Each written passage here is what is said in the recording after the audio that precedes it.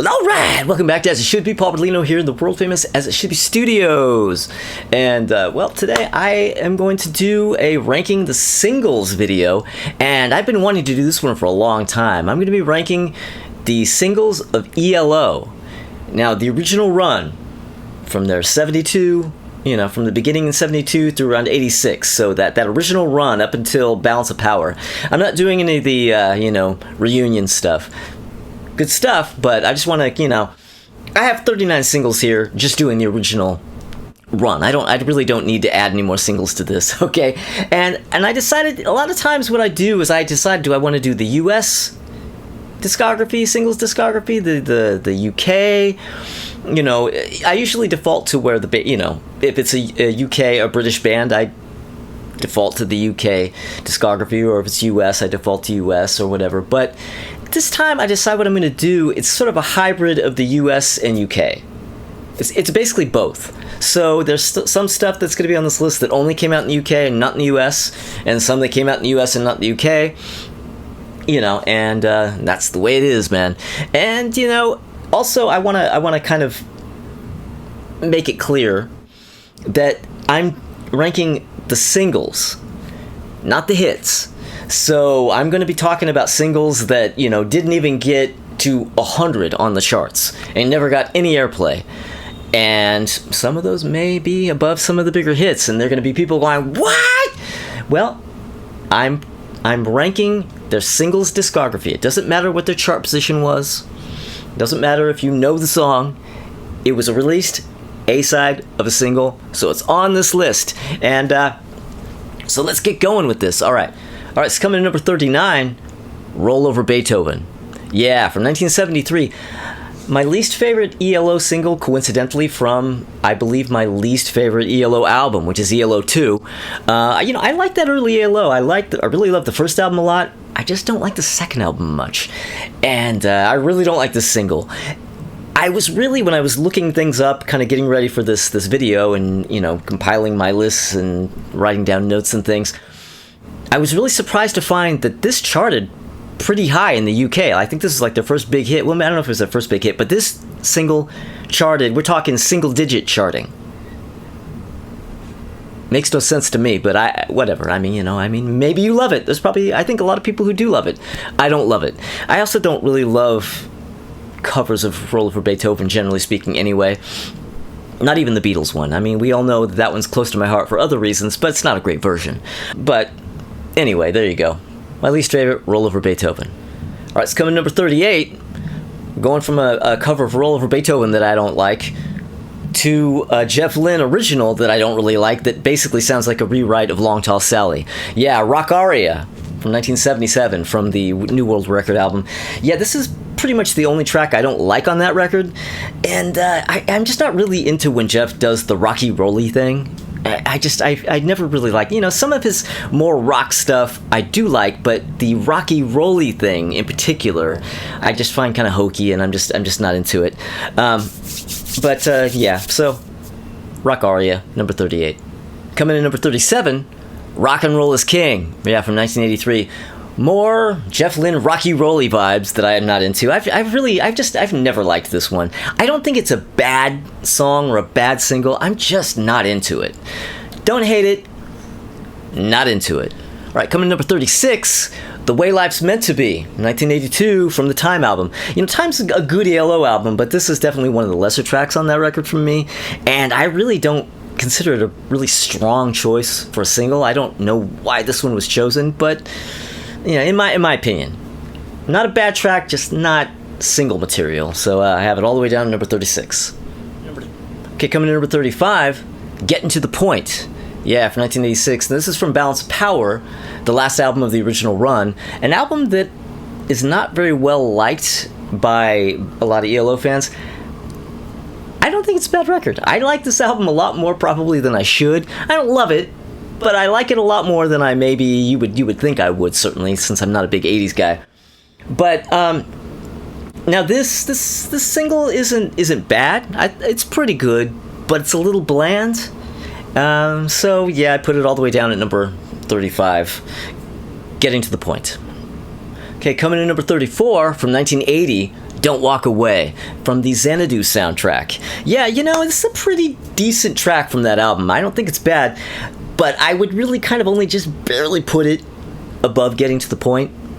Not bad, not great. I like it. Don't Walk Away. All right, coming in number 33, Calling America. Yeah, also from 1986's Balance of Power.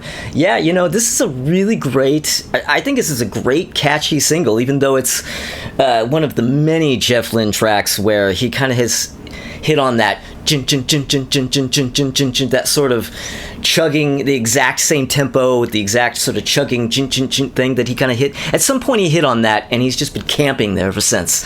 You know, he basically, you know, when he started producing other people's records, you know, Tom Petty, George Harrison, producing the Wilburys albums, it's all the same thing. And it's just like, come on, man. Like, in the 70s, he had so many different vibes and different sounds and went different places, but once he hit on the he's just been stuck there.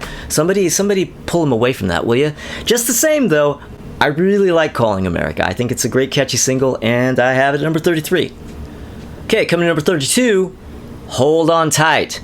Hold on tight to your dreams. Yeah, from 1981. I think it's from the Time album, right? Yeah, and now I remember when this was a big hit on the radio. I remember hearing it all the time. But strangely, I didn't realize it was ELO back then. It was a long time before I even realized it was ELO. And one of the biggest memories I have of the song actually is that around 1983, this track was used in a Coffee Achievers commercial. Anybody remember this? Anybody who was around back in the early 80s? They had these commercials that they would have on from the National Coffee Association. So basically there was this whole movement from the National Coffee Association to try to make drinking coffee hip to the young kids. Like, hey, you're gonna get shit done. You're gonna make waves, and you're gonna be cool if you drink coffee. Yeah, the Coffee Achievers. And there were a few different commercials, but one of them used this song. And whenever I think of that song, even to this day, I think of the Coffee Achievers commercial. Hold On Tight, number 32. Okay, coming to number 31, Mama Bell.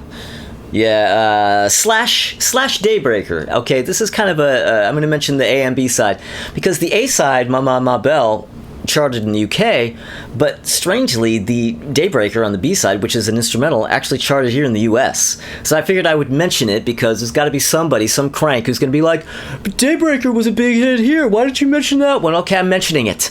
Okay, has anybody ever heard that song on the radio? I never have, but all right. But you know, it usually doesn't really work for me when ELO tries to rock, but this one, I think this one's pretty good. This one's not bad, but, you know, because it kind of actually rocks. It isn't, you know, it isn't that hokey, rocky, rolly thing. Like, this is actually kind of a good rockin' track. Yeah, well, there you go. Okay, coming to number 30, I'm Alive. Yeah, another Xanadu track. You know, I really like this track a lot. I kind of remember it a little bit from the time. It wasn't really that big of a hit, but you would hear it every now and again on the radio. I didn't actually have the Xanadu soundtrack growing up. In fact, I didn't have any of these singles. My cousin Joe, she had Magic. She had the Olivia Newton-John single from Magic from Xanadu. So I guess really that's the main song that I had direct access to, and that really takes me back to that time. But when I go to this now and I listen to the ELO tracks, there's some pretty good stuff on it. I'm Alive, 1980. That's a good single, all the way up at number 30. Okay, coming in number 29, Xanadu. Xanadu from Xanadu. Yeah, you know, this ranked a bit higher than I would have expected because, you know, back in the day, this wasn't really a favorite of mine. I didn't really have a big particular thing about it. I think really nostalgia comes into play now when I hear it. And, well, I like it way more than I do Rock Aria and, you know, Roll Over Beethoven and all that crap. But, yeah, no, I think this is pretty good. You know, what's funny is that I find it really strange that this was their biggest charting hit in the UK. Like, this went all the way to number 1 in the UK. I mean, it's not even really proper ELO. You had to get Olivia Newton-John to come in and sing for him to get a number 1 in the UK. What's wrong with you guys? Okay, it's coming in number 28. Rain is Falling. Yeah, from 1982. Now, I believe this one only came out in the US, if I'm not mistaken. One of the cool things about this is Jeff Lynne kind of channels Robin Zander. You know what I mean? Now, see, Jeff Lynne and Robin, take two. Jeff Lynne and Robin Zander each have these sort of Beatles voices that they do on certain songs, but they each have kind of their own version of the Beatles voice. On this track, I feel like Jeff is doing Robin Zander's version of the Beatles voice. And, well, hey, I'm here for it. I love Robin Zander, I love Jeff Lynne, I love ELO, I love Cheap Trick, I love the Beatles. It's one big party. Yeah, I'll take it. Rain is Falling. Case coming in number 27, Wild West Hero. Yeah, from the epic Out of the Blue album. Yeah, Out of the Blue came out in 77, but this single came out in 78. And this was issued in the UK, but not the US. I believe this is a UK only single. I don't know if it's only UK. UK got it, we didn't here in the US. Here in the US, this is just an album track. The epic closer, but just an album track. I would never, ever expect to hear this song on the radio. But you guys in the UK, I bet you guys heard it on the radio all the time. Great album, great track. Wild West Hero. Okay, it's coming up 26. So Serious. Yeah, another Balance of Power track. Now, and it's also yet another one of his, chugging four on the floor, dun, dun, dun, dun, dun, dun, dun, kind of songs. But I really, really, really like this song. I love this song. I think this is a great song. So it ranks all the way up at number 26. So Serious. Okay, it's coming number 25. It's a double A-side. Yeah, from 1982. This is Here's the News / Ticket to the Moon. And now the chorus on Ticket to the Moon is an exact note-for-note ripoff of Flying from the Beatles' Magical Mystery Tour. Right? La la la la la la la la la la, like even that inflection, la, like he takes exactly that. And Jeff Lynne is a Beatle geek. He knew exactly what he was doing. That didn't get past him. He didn't go, oh, I didn't realize. He knew what he was doing. But you know what? I'll take this ELO track over that Beatles track any day, because it's just that instrumental kind of, it's basically a filler track on Magical Mystery Tour. This, Ticket to the Moon, great track. And it comes all the way up to number 25. Okay, it's coming number 24 from the Time album, 1981, Twilight, which is the first proper song on the record.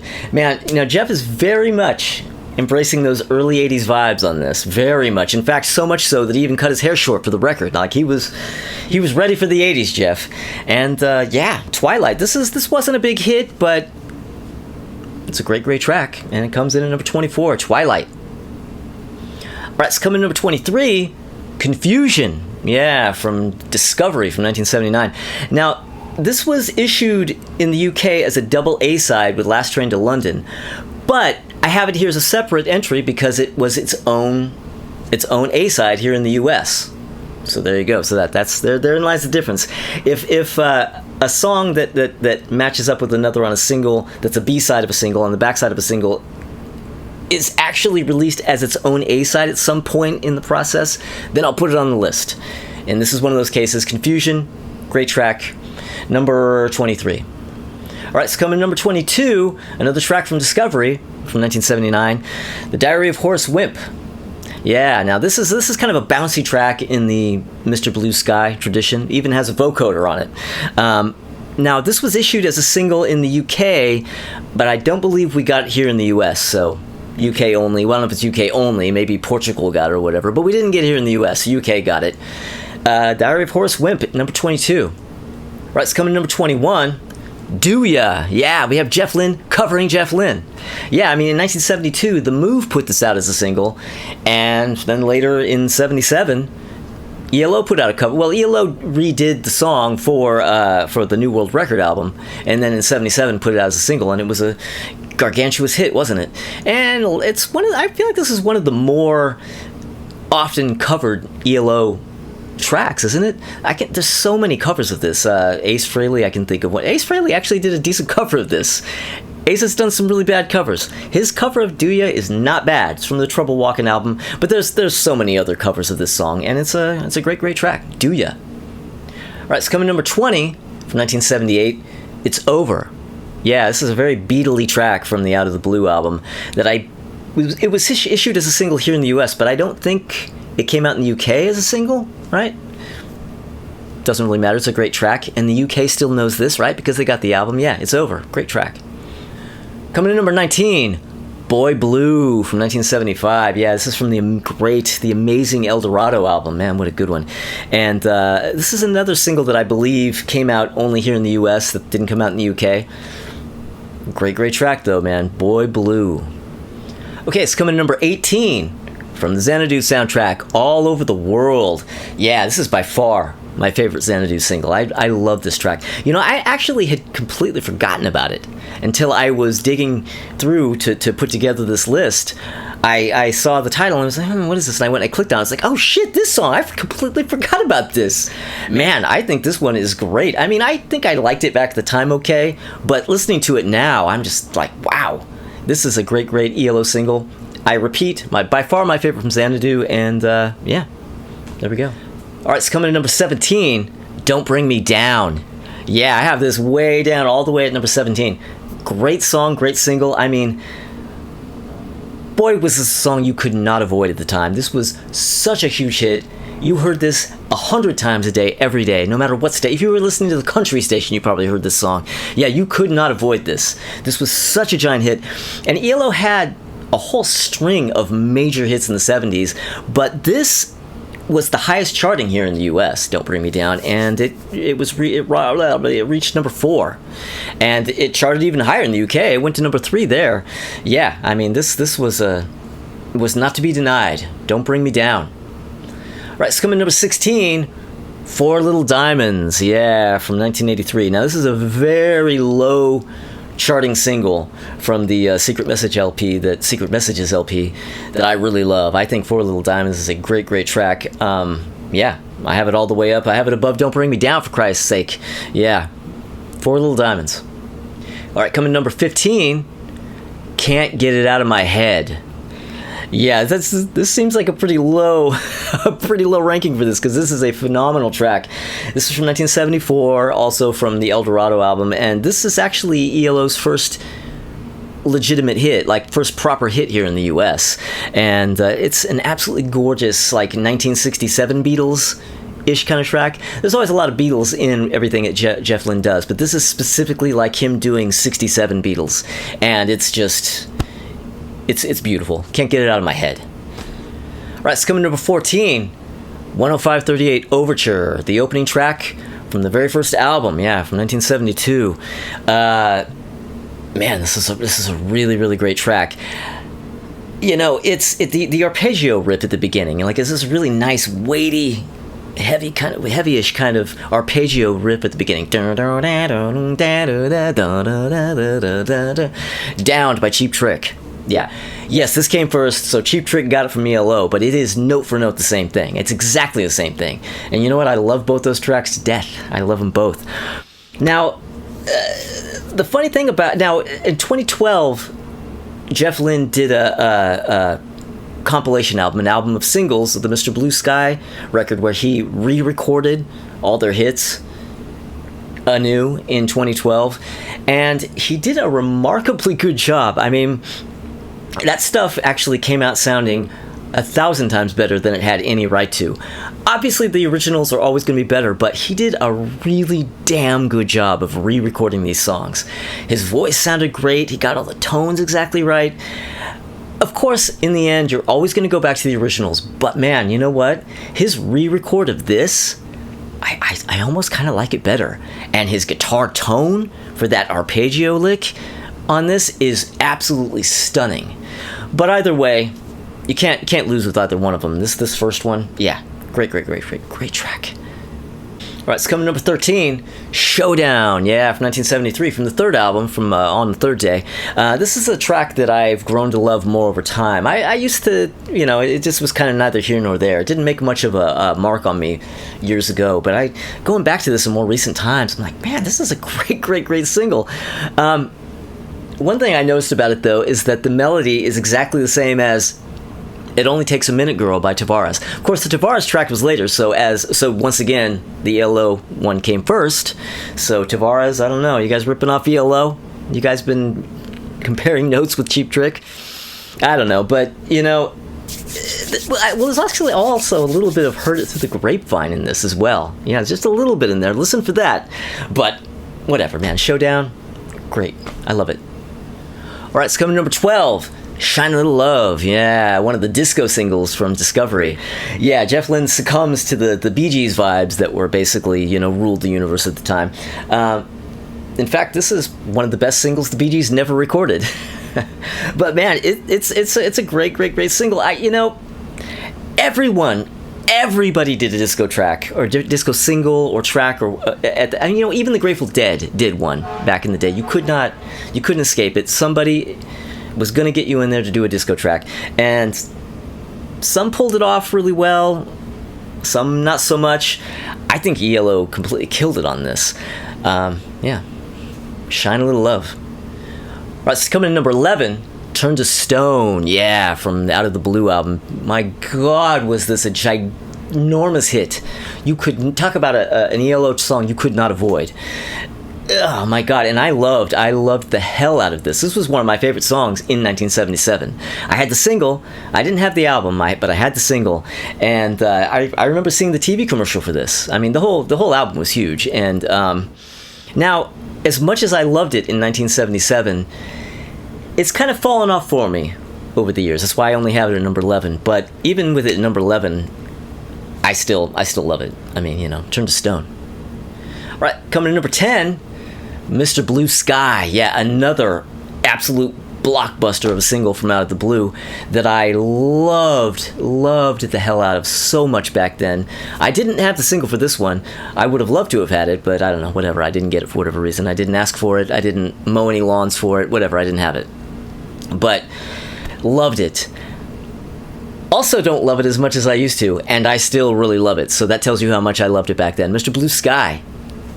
All right, it's coming to number 9, Last Train to London. Yeah, another one of those Discovery era ELO disco singles.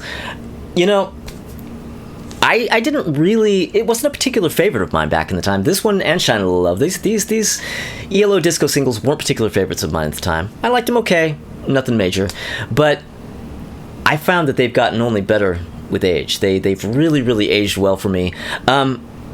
I mean, I guess one of the big things is that back in the day, they kind of seemed kind of corny and opportunistic to me. It's kind of like, oh, okay, another somebody else aping the Bee Gees thing, it kind of seemed like that. But now, these tracks kind of stand on their own merit now because we're free of the baggage of the time. Even me having been there at the time and experienced,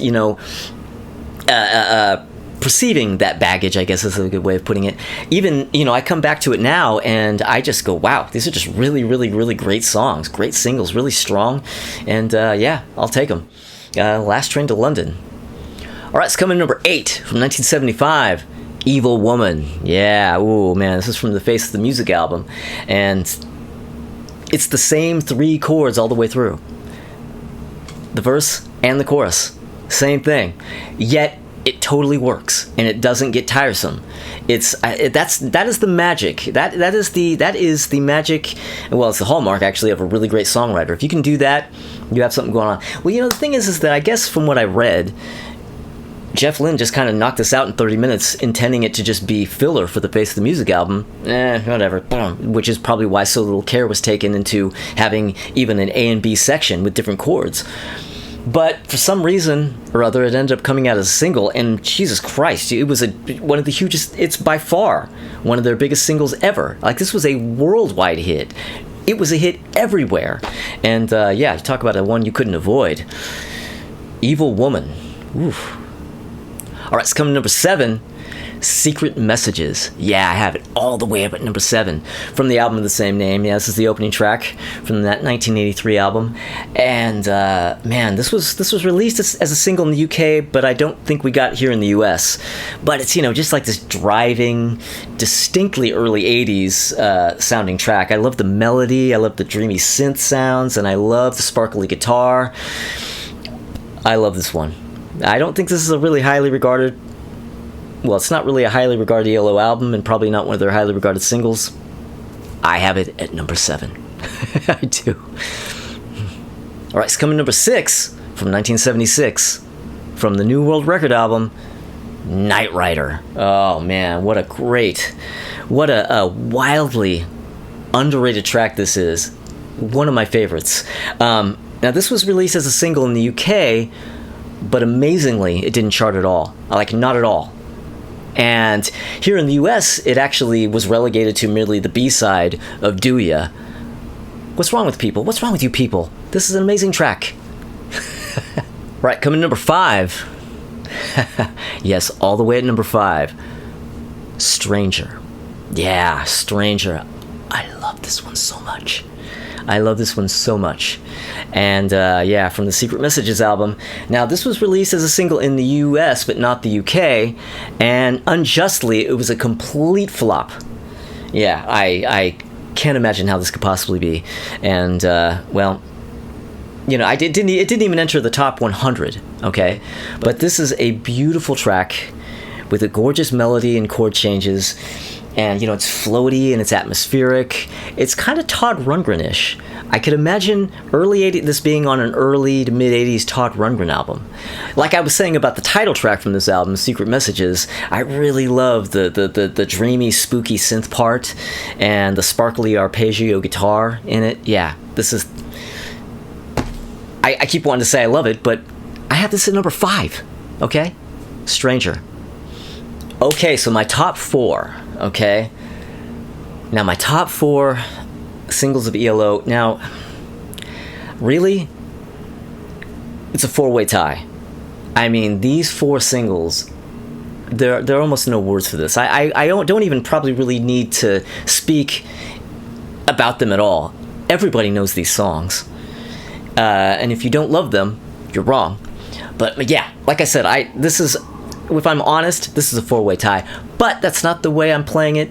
I can't play it that way. No, none of that BS. I have to rank them, and I did rank them. But I'm telling you, they are separated by less than a hair, okay? So coming in number 4, Livin' Thing. Yeah, Livin' Thing from 1976. Man. I could say the same thing about all 4 of these songs. The minute I hear these songs, I'm a kid in the 70s in the backseat of my mom's car, and the radio's playing, and this song inevitably comes on, and I love every minute of it because I loved these ELO singles when I was growing up, because they're amazing, right? I mean, Livin' Thing, and that's sort of like the really magical moment for me is when it goes into the "and you and your sweet desire." Like, that's the especially magical moment of an entirely magical single. All right, so coming to number 3, Telephone Line. Again, in the backseat of my mom's car, and the radio's on, and Telephone Line's on, and it's just like... And I'm thinking, boy, I wish I had this record. I didn't have it back then, but I loved it.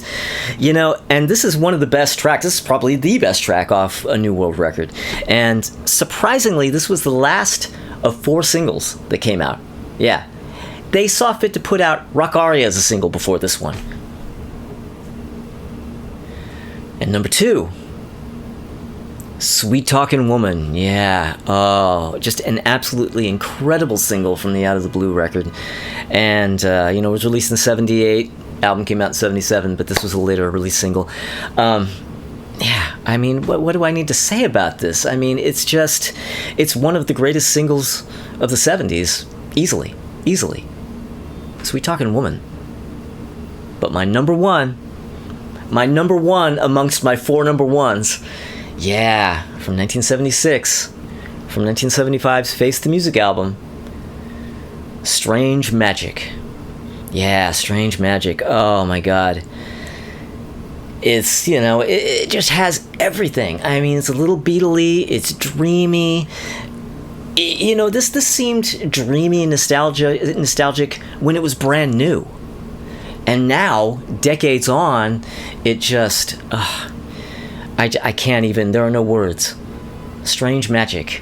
My God. Yeah, this is my number 1 ELO single. And, yeah, there you go. Alright, so there you go. That is my ranking of the 39 UK and US ELO singles. And, well, let me know what you think down in the comments below. Tell me how wrong and stupid I am, because maybe there's something I didn't put on that you think I should have put on, or maybe I shouldn't have put something on. I don't know, whatever. But tell me what you think about these singles.